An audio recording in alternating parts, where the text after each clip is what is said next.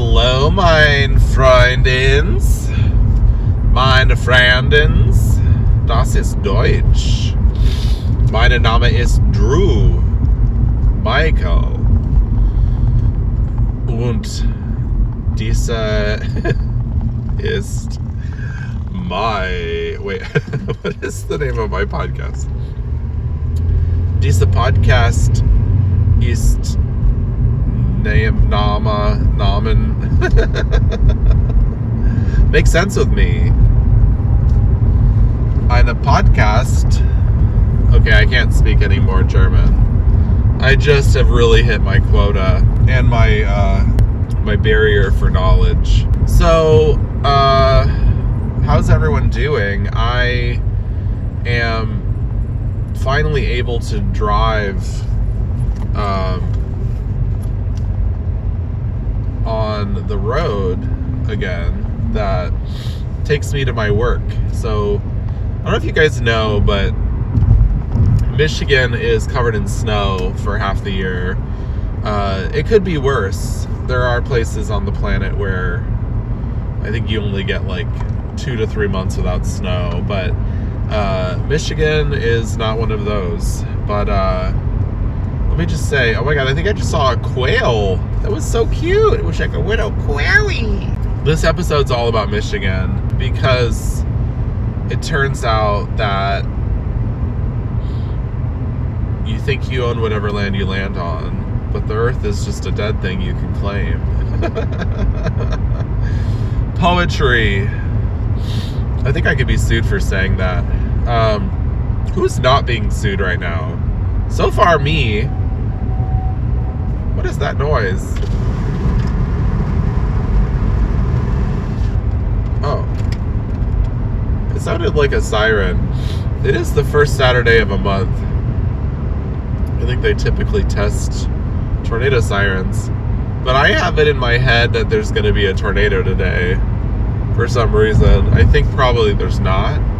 But this will be a record of my psychic ability. So if there ends up being, I'll let you know. And then we'll go on from there. I'm currently going into... I guess I can't finish a fucking thought. I'm currently going into work on a Saturday because I decided that there needed to be an adult games club at my Y. I'm trying to encourage more activities for seniors and adults that don't involve children, and also I'm trying to encourage activities that are like non-physical, like so not fitness or anything like that, so yeah, social activities where people can meet and discuss and blah blah blah blah. There is some kind of a siren.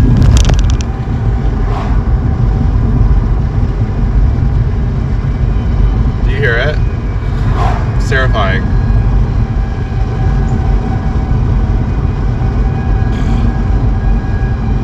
It's like end of the world. Oh god! Oh my god! Okay, I think the siren is... Oh my god, I can actually see it! Oh my god! It's on the top of a pole, and it spins around, and it makes that noise. I've never been where the siren comes from. This is insanity. Oh my god, it's like World War II shit. Oh my god, get away! Get away! Sorry, that was so traumatizing. And then a single raindrop hit my windshield. That is just like a movie. Alright, so I hope that oh my god, that was insane. Has anything crazy or ever happened on a podcast before? I don't think so. I've officially become too insane for my own workplace. Like, I went out for a staff team building activity last night, we went putt-putt golfing, and we did not give ourselves enough time. And nobody fully wanted to be doing this staff outing, but we like, do it. It's supposed to be an appreciation to the staff for being, awesome. It's a lead staff team building outing. So it's just all the directors at my branch and like my boss and, coordinators and shit, supervisors, whatnot. Half of us forgot. The other half were like, didn't feel like going. Everyone was just like, okay, let's do this. I was actually super excited because I don't have a social life, and I was so excited to like hang out with a lot of my coworkers that like I actually really like and who are my only real friends around here. But you can tell like all these other people have other people in their lives, and they are just like, I'd rather be with my kids, I'd rather be with my spouse, I'd rather be getting shit done. It's this weird thing where it's not within working hours, but like we're getting a free dinner, and it's usually a nice dinner. And my boss even said she'd pay for one drink, and she paid for the putt-putt, which was expensive. We went putt-putt golfing.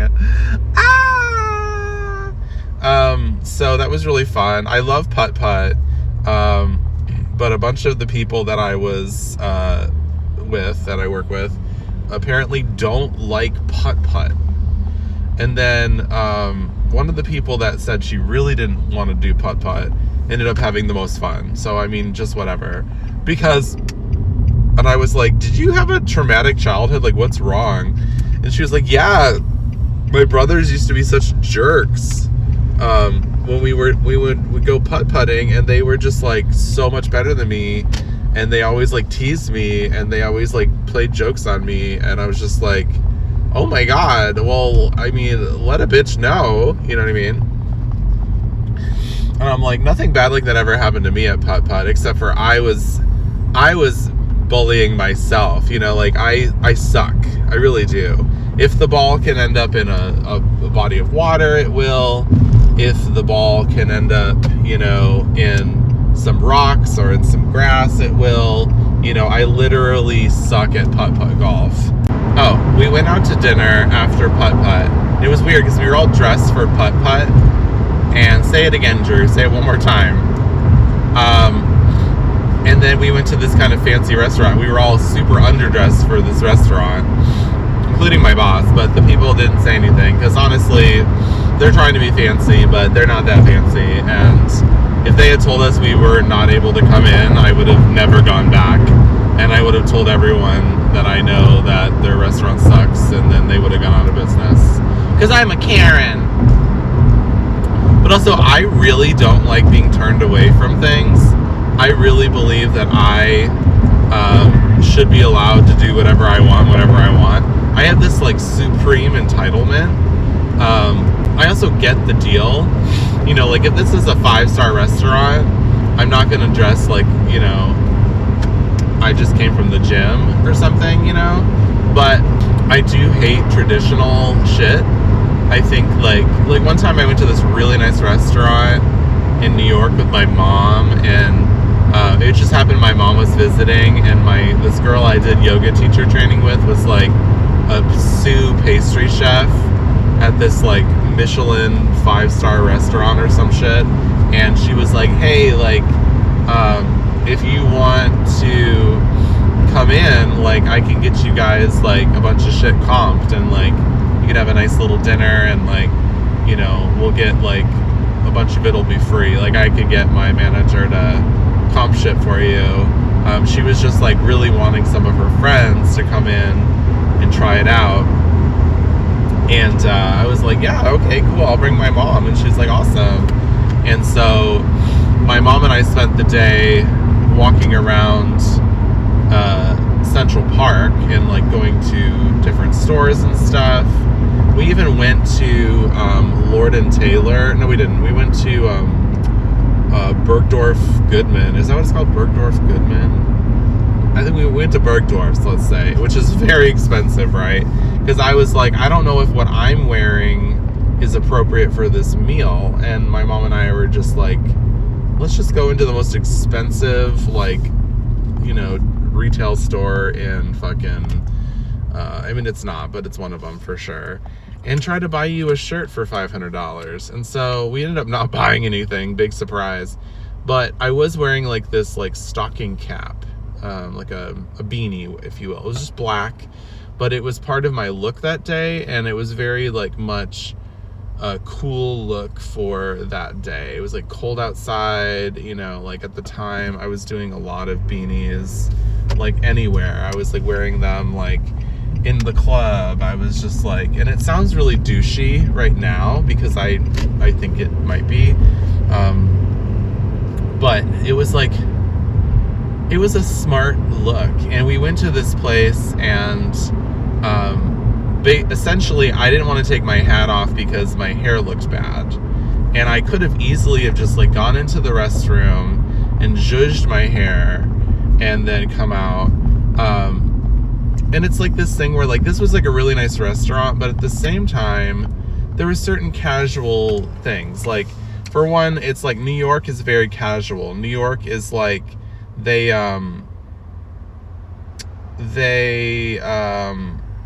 like, you could like be walking around on the street in New York, and sorry, I just looked at my rearview mirror and the guy behind me was just shaking his head, and I was just like, are you shaking your head at my Pride flag sticker, my Bernie sticker, my Black Lives Matter sticker, or the comedy show I did? Probably not that one, right? I was like, if you're shaking your head at any of my stickers, then you can fuck right off, sir, because you are a bad person. So we went to this fancy restaurant, but there was like people standing at the bar. Like, there was like, it was like happy hour around the bar area, and there was a lot of people standing, and some of them were probably waiting for tables. But I'm like, I don't know, like, is that a fine dining thing to have just people standing around and like you can see them from the dining room, and like they're all just like, you know, like, I don't know. And New York is like I said, you could be a millionaire and be dressed like a hobo. It's just, that's how New York is. So anyway, everything was fine. My outfit was fine. Nothing happened bad with that. But at one point, my friend texted me from the kitchen where she was making pastry and was like, hey, listen, I'm so sorry. Like, the front of house staff, like, got a hold of us back here, and they're asking if you can take off your hat. And it was just like, what? I was so upset, and my mom was like, oh my gosh. And of course, and if I'm upset, my mom's upset. It doesn't even matter if I'm wrong. She agrees with me. So she was like, should we leave? Should we go somewhere else? Let's leave. And I was like, Mom, we're in like our like second course of like 8 courses has come out. It's like a little twig with some like caviar stuck to it. You know, some raw shit. We're not gonna just leave. Like, I'm sorry, Mom. Like, I'm gonna have to take off my hat. Like, you know, I love you for supporting me, but like, let's not be so dumb. Like, I don't want to take my hat off, and I definitely want to go to the restroom and like zhuzh my hair, but like, I was just like really, really feeling uncomfortable about not having like perfect hair at a fucking really nice restaurant. And to be honest, how like serious was I being? Like, we didn't even like go directly to the nice restaurant from what we were doing outside. Like, we didn't have a change of costume. Like, we were just literally walking around Central Park, and then we went. But it also sounds like a lovely thing, right? Just a walk around the city, a few shops with Mummy, and then we go to the Michelin restaurant, you know? Anyway, the food was delicious. I took my fucking hat off. I somehow zhuzhed it. I've since then had many, many more bad hair days, and nothing ever came of it. I've also had some good hair days, and nothing ever came of it. Nobody fucking cares about how you look, turns out. And if they do, like, they need to get a hobby, you know? So that was my story. So this place last night was nowhere near that nice, although they did a really good job of decorating the inside. Like, their design choices were really, really nice. I really liked it. It looks like how I might design like my house one day. Anyway, so yes. I was very excited to hang out with my friends. One of my coworkers, who's my work bestie, she recently decided she doesn't want to drink anymore because she just doesn't feel like it makes her feel very good. And I'm like, okay, I hear ya, but like, we used to hang out and we would go for drinks. Like, so what are we gonna do now? Are we gonna go out and stare at each other and talk about life without being drinking? And I was like, we could do that. We do that at work, and it seems to feel okay.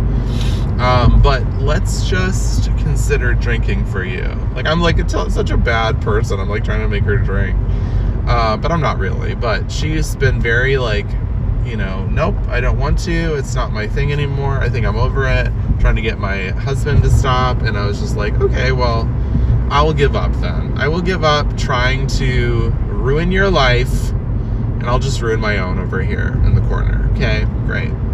So that was that. And then I have another coworker who's never drank. And then I had a bunch of coworkers who just like didn't drink because they didn't feel like it, or they were like, my boss thinks that the last staff dinner we had got really out of hand because we had one person who had a margarita and then was like kind of cray cray, and then we had another person who had a margarita and then was like really drunk after one margarita. And then, but it's like, but you know what? Both of those people like didn't drive to the restaurant. Like, and we went to a restaurant close enough to our work that they both walked home or walked back to our work and waited before they drove anywhere. I was like, I think we were pretty good, honestly, all in all. That wasn't even the event where I fell down and broke my arm. That was... But nobody was not drinking because I broke my arm. Let me just be clear. It was just that they have this memory of an event at a Mexican restaurant.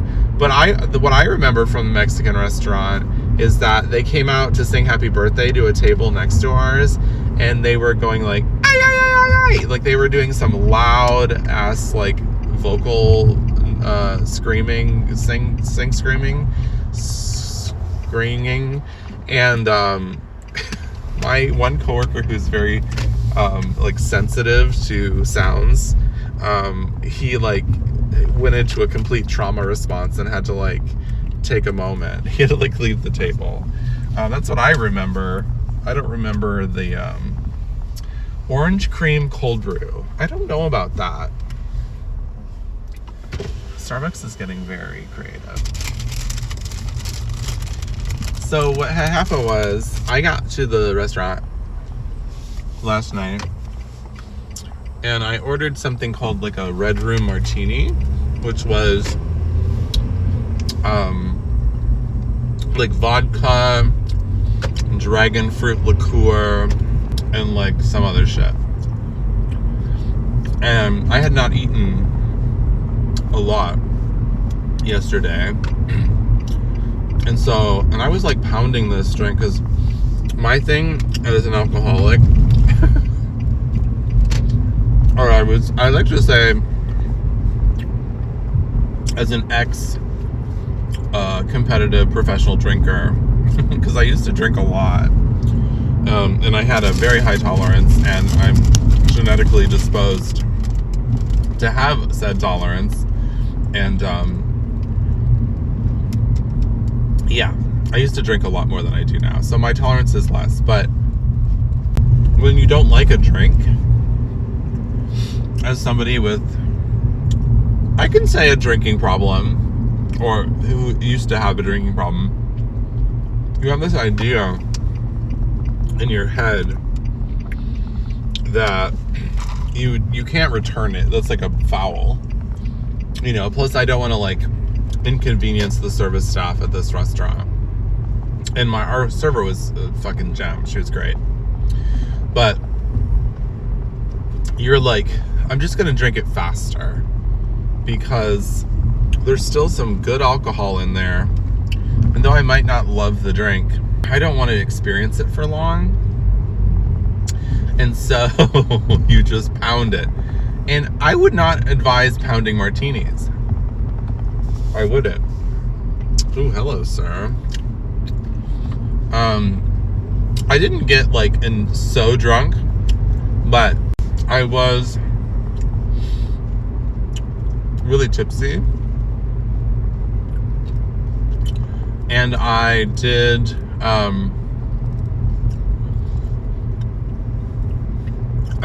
what? Sorry, there was a cop and I was trying not to get pulled over. I did kind of tell myself, okay, you need to slow down and like drink some water, eat some fries or something. And I did start sweating profusely.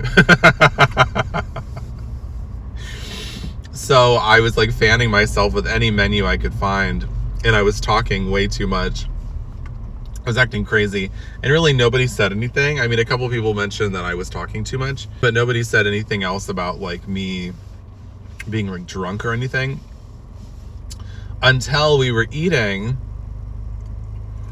and I was like trying to cut. I had stabbed some broccolini with my fork, and I was trying to cut it into pieces because they were big pieces of broccolini. I was trying to cut it with a butter knife, and there was, you know, the plate was covered in like oil or butter or whatever from the saute, and so my knife or my fork slipped and it went outwards. Like my left hand went outwards with the fork, and I literally flung pieces of broccolini all over my coworker's elbow and like the side of her shirt. And I was like, oh my God, I'm so sorry. And I like, when I looked at her, it just looked like her entire elbow was covered in shards of broccoli. And I lost it. I was laughing so hard, and it wasn't that funny. And she was looking at me like I was a complete fucking idiot. And all of my coworkers were like, whoa. And then that's when they were like, Drew's had too much. And I was just like, I haven't had too much. I just had one martini and I'm not allowed to eat.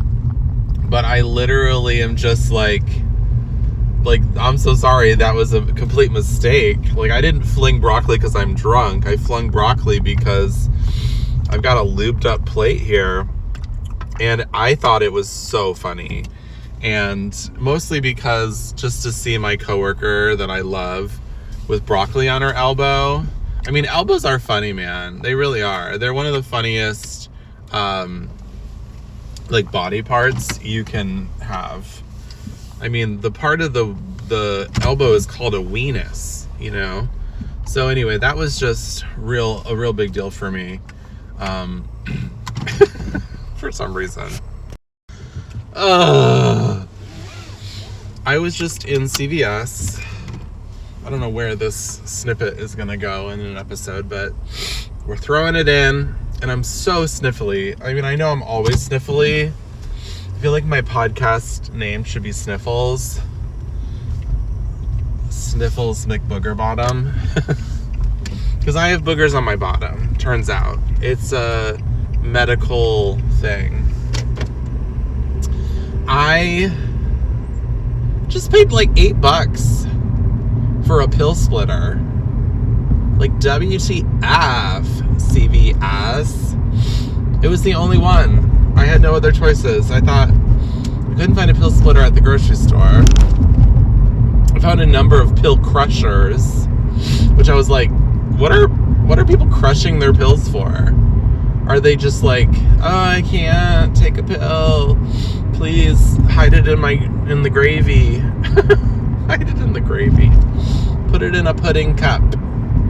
I could see me. I used to have to crush up my dog's pills, but I would just use the back of a spoon in a bowl and then stir it up with some wet food, because she would find the little, I guess it was flea and tick or heartworm. I think it was heartworm.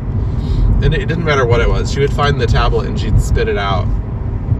And then she'd eat the food. And I'd be like, you little bitch. But in her defense, those tablets were pretty big for her little baby body.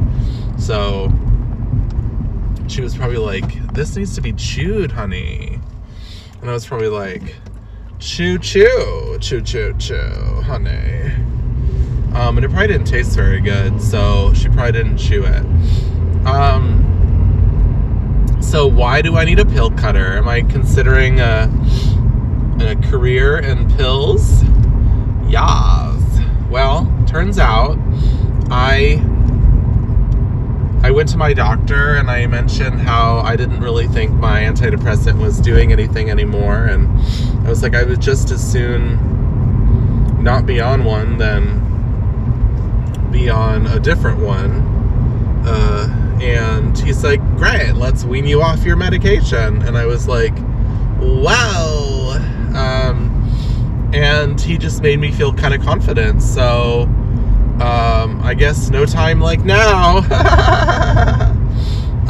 But I definitely was like telling him, you know, like I still do have anxiety, I still do have depression. I don't feel like the pills are really working. I've been on this Lexapro for so long. I went on it for like a couple of years, went off of it for a couple of years, and then I've been back on it now for a number of years, and I really feel like I'm in a part of my life now where I could easily go on a medication and just stay on it for like 20 years and just not even realize I've been taking it for so long. And you know, what really upsets me is when like my doctors, my current doctor I'm actually really into. I think he's great. But my last doctor was with the same hospital system that this guy's with, and they just like you call in to have your prescription filled, and they decide just to like deny you your prescription, and you're like, what? And then you call and say, hey, yeah, I have this prescription and the doctor knows about it. We've talked about it. He asked me in the, you know, actual room, the examination room or whatever you call it. I was standing in a room with my doctor, and he said, do you want me to get you another refill? And I said, no, I think I'm good for now. But like, if you're on a medication you have to take all the time, and your doctor asks you if you want him to refill your prescription, just fucking say yes, okay?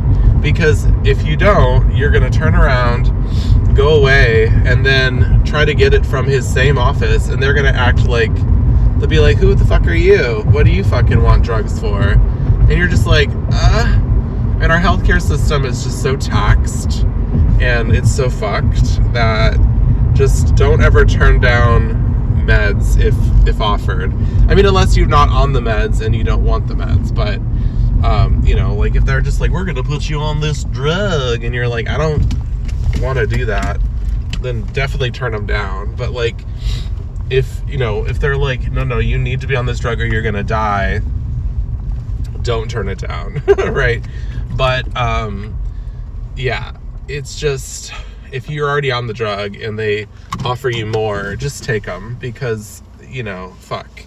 But there's been a couple different times with a couple different doctors and a couple different hospitals in a couple different cities and a couple different states in the same country that I've just been like, I can't get my medication. And this medication, if you do not wean off of it gradually, there can be side effects. And they can be really bad, potentially. So, I'm just like, I need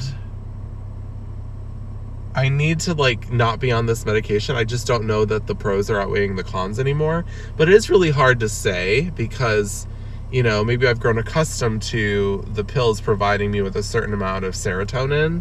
It's an SSRI, so apparently they help you produce serotonin, but I honestly don't know that I have a problem producing serotonin. The initial reason I went on Lexapro was for me to have less panic attacks, and I'd really just had like a couple really bad panic attacks, and I wasn't used to having them. I didn't know how to handle them, and I was just starting to put a name to the experience.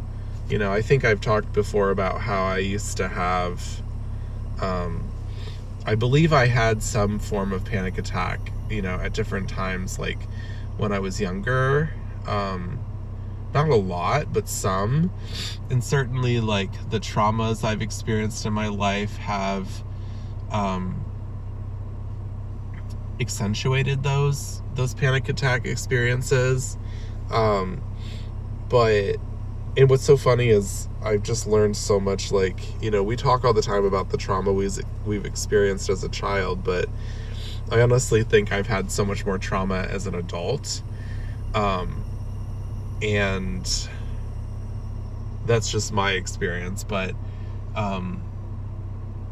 it's almost like being like, wow, the debts that I've accrued that are really fucking my credit right now are literally debts I accrued in the last 5 years. So it's like when all you think is, oh, everything from my past is really fucking up my present, and you're like, it wasn't even that long ago that what's really fucking me up occurred. So it's not even really the distant past anymore that we're working on. Like, we have to acknowledge, like, the patterns that we are creating right now. And, like, you can just look, like, a couple years back and be like, oh, look at this fucked up thing I did, or blah, blah, blah. You don't have to say, oh, when I was 12, or, oh, when I was, 6, or even when I was 25. Like, let's just look at when I was 35, which was not 2 years ago, but listen. It is interesting. It's like, we have to look at, like, I'm not needing to be on medication because I had such a fucked up childhood and such a fucked up, upbringing that I'll never be okay. But I was taught certain behaviors, different coping mechanisms, and I have this opportunity right now to work on that. And I have been working on my mental health. I've had a lot of therapy. I've had a lot of really good affirming care. I definitely need more.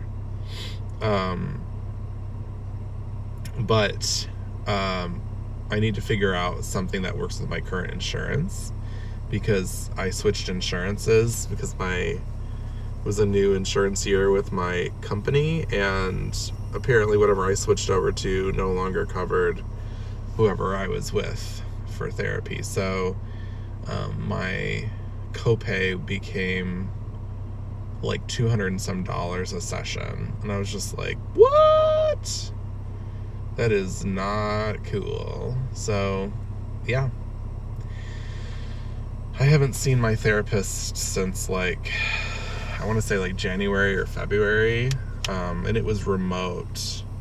I would really like to see a therapist maybe in person, and I would really love it to be someone who's LGBTQIA+, because I really feel like I need that. I feel like I need that.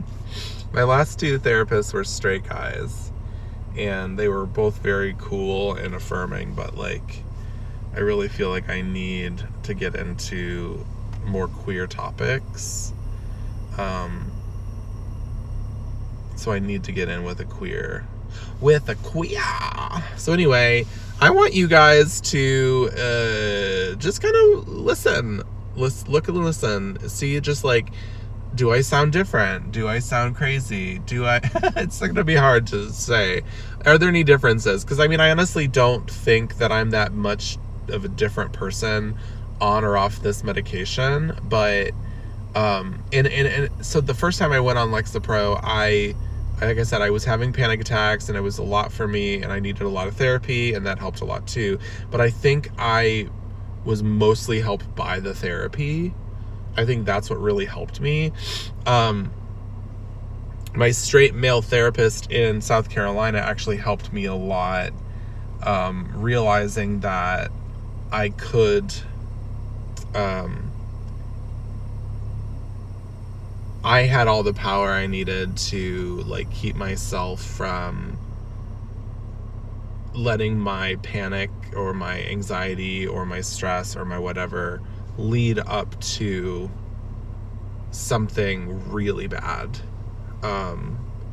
You know, and I really am very proud of the work I did. You know, the first quote unquote breakdown I had lasted over a month. And that was when I was in New York, and then I went on medication, and I started seeing a therapist.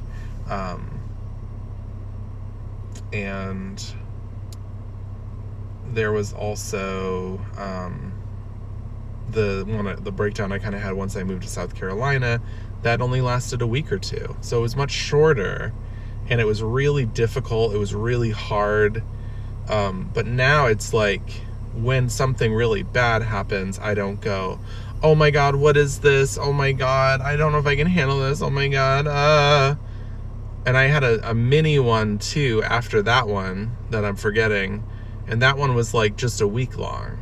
But it always happens when I'm too stressed, or I feel like I'm doing too much that I don't really want to do, or, you know, I know what I want and I ignore it and I do something else instead. If I'm not dealing with stress, if there's too much up in the air and I just am like, wah. And it's okay, because you're allowed to be like a mess when there's too much going on and too much up in the air. Like, you really are. And you're allowed to ask for help, and you're allowed to talk to people about your problems. But I bottle it up, and it's like every time I feel like I'm going to have a panic attack, if I just start talking, like if I just stop and say to the person I'm with, I'm so sorry, I hope this isn't weird for you, but I just feel like I'm about to have a panic attack, and like I just am like really anxious right now, and like I'm gonna be fine, but if you could just like talk with me about it, you know. And I literally always calm down when I do that. It just needs to be acknowledged. Your emotions need to be acknowledged, and it can't be a thing that you're like, oh, this is a sign of weakness. Oh, I'm a freak because I have these emotions. I'm a freak because I want to talk about my emotions. None of that. None of that's true. You're just so much better off if you process your emotions properly. And so, yeah, I have always gotten better. But like I'm saying, that other time that I had like a week-long little breakdown situation, that was while I was fully medicated on the same level of Lexapro I'm on now. So there's no keeping me from, if I'm on Lexapro, there's no keeping me from having a panic attack or being in my bed depressed for a week.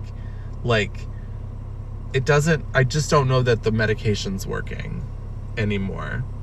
And, there's these things they can layer on top of things, and it's just like, do I want to get into that?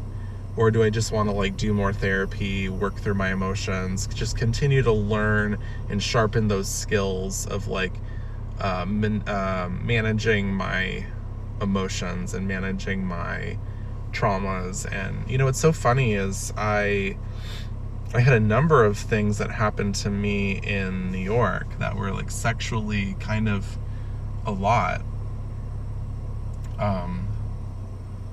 Some sexual experiences that were really painful, really kind of scary. And I've talked about some of them on the show.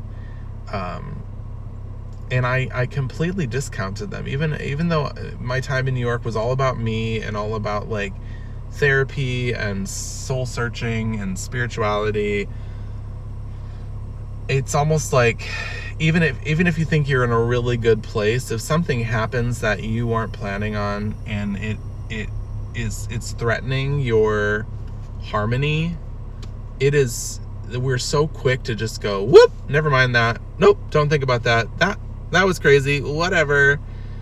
We discount these things. And I mean, you guys have probably heard me do it in real time, but those are the traumas I'm talking about. Those are the ones today.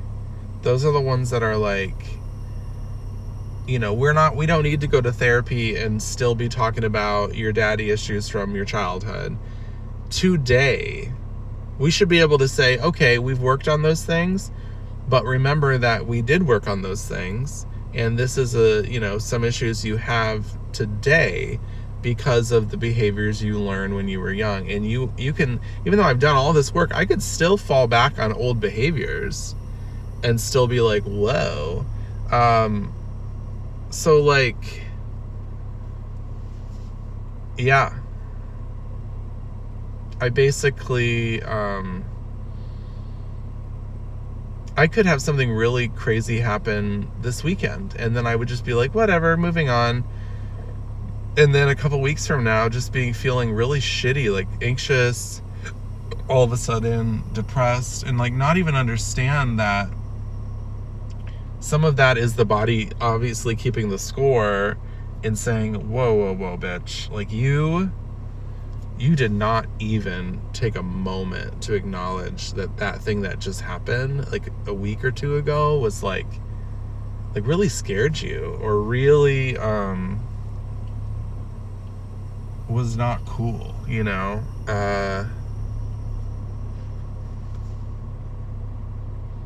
Or brought up some old feelings. You know, it doesn't just have to be like something really bad happens. It could be like I go on a date and the date doesn't go well, and it brings up all these old feelings. And of course, if I go on a date, I'm gonna fucking tell you all about it. We're gonna podcast about it right the fuck after, essentially, right? And that's really good. This has been really, having a podcast has been good for me. I hope it's been good for some of you. But honestly, you know, if I didn't have this podcast, I would be kind of lost. And it really is important to me. I love podcasting, but it has served, and I've said this so many times, it has served as like a kind of a verbal journal or diary of sorts. I'm such I don't know what kind of person this makes me, but every time I tried to keep a diary, I'm not good at like logging something daily, but I also like, when I was younger and I would try to keep a diary, it was just so hard for me to write in it like nobody else was going to read it someday. I'd be like, oh, this is going to be genius. Someone, you know, they're going to find me like fucking Anne Frank. They're going to find this book one day, and they're going to be like, look at this genius work of this body of work. And of course, like, was Anne Frank's diary a genius body of work? No, not really. It was just the diary of a young girl. But she was tragically murdered with her family, and we get to see like what her life was like living in exile and fear in Nazi, was it Holland? Right before she was taken to a concentration camp and then eventually murdered. So that's probably why we like the journal so much, because it's, I guess, trauma porn. I don't know. So yeah, Lexapro. I totally support people taking medication when they need it, and I support people having discussions with their doctors and their therapists and just like deciding what's right for them. I know a lot of people that have gone on and off different meds, tried different meds at different times. It really needs to be a thing that's not looked at as like with stigma. It needs to be a thing that's like, okay, well, there's 3 different medications you could take for high blood pressure. We really need you to be on a medication for high blood pressure right now. If you can go on this medication and we can help equal out your blood pressure, but then you could actually do things in your life like exercise and good diet that could help reduce your blood pressure too, then we could take you off the, a smaller milligram of the medication, and, eventually maybe you won't need the medication at all, but like, let's try you on this medication. If there's symptoms, well, there's this other one we could try, That's just kind of how people would go about medication for physical ailments. It really needs to be no different with your mental health medications. And there needs to be no shame about like, sometimes you need a medication. It's so funny. I've been on Lexapro for, I don't know how long. So let's say since I was 27, I've been on Lexapro, and I think there was 2 or 3 years where I wasn't on it, and now I'm like 40. So I've been on it for like fucking 10 years or something, right? I literally still feel like I wish I didn't have to take it. And as soon as I don't need it, I want to go off of it. You know, I still have this part of me that's like, what are the long-term effects of medication? What are blah, blah, blah. I don't know, but you know, there are so many medications that are really, really good for people and help people. And I don't want to be like a big supporter of big pharma, but I do also want to acknowledge that like pharmaceuticals are science, and science is good, and it's really helpful, and modern science has helped people today live longer, fuller lives, and they can help. Medication can help us be happier and healthier and more comfortable in our lives, like especially mental health medications.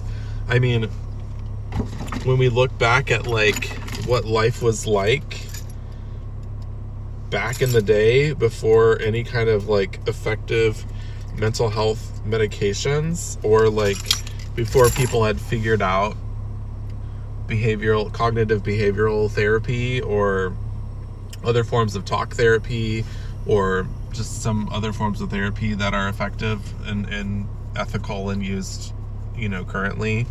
I mean, they were giving people lobotomies. They were wrapping people in hot towels. They were freezing people and burning people in bathtubs. I mean, they were electrocuting people. I mean, they were doing all this crazy shit. They were essentially torturing people who had mental illness, and they had all these theories that was just like allowing them to do that. It's just so weird. It's just so weird. The history of medicine and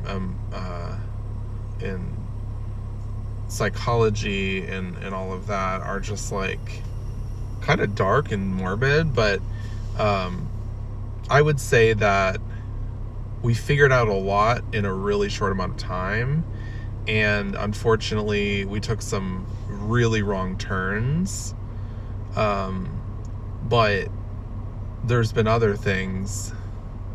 Like if you want to like cast doubt on science because there's been some mistakes made, you have to kind of look at how long religion's been around as compared to science and, you know, modern science, and you have to kind of like acknowledge all of the wrongdoing that's been, you know, done in the name of religion in all of human history, and it doesn't compare, you know. It really doesn't compare. Science is designed in a way with safeguards, and it really like it auto-corrects, you know. If you start to drive in the wrong direction, it goes nope, meow, and it brings you back to center, you know. You can't be wrong in science for too long before somebody says, excuse me, what the fuck are you doing? Are you knowingly ignoring the truth? And then you're like, oops, yeah, I was. We know this because, you know, there's been scientists who have studied animals, and they found out that animals that aren't humans a lot of times do things that are, they act in, they have homosexual behaviors, or they're fully homosexual. Some, you know, like there's gay turtles, gay fucking swans, gay penguins, you name it. There's gay animals, and they have just like buried any research they found regarding gay animals because they thought it was morally wrong. And it's literally ignoring the truth to do that. It's like they didn't want their scientific findings to affect human behavior, so they were just like, nah, we just won't present this part. We'll just present the parts we want. And that is dishonest, and it's anti-science, and any scientist who performs anything like that has lost their integrity. Okay, so now speaking of science, my coworker was following me the other day and said like, why do you what did he say? Why are your side mirrors out so much? Or what did he say? Why are they not out very much? I can't remember, but then he was telling me I'm supposed to I'm supposed to move my head to where my head touches the window. It's not, my window's open. Also, why did I open my window? I don't need to open my window to... I don't have to open my window to adjust my mirrors. I have... Oh my god, I'm so dumb. Anyway, to appease my coworker, I have moved my mirrors. Science! Yeah! Thank you guys so much for listening. That is this week's episode. I do wish you would rate, review, and subscribe wherever you listen to podcasts. Wherever you listen to this podcast. I need to start saying that. Why can't I remember to say that? I hope that you email us at makesensewithmepodcast@gmail.com. And I hope that you guys are filling your holes with whatever your doctor prescribes you, or not, or whatever makes you happy. Goodbye.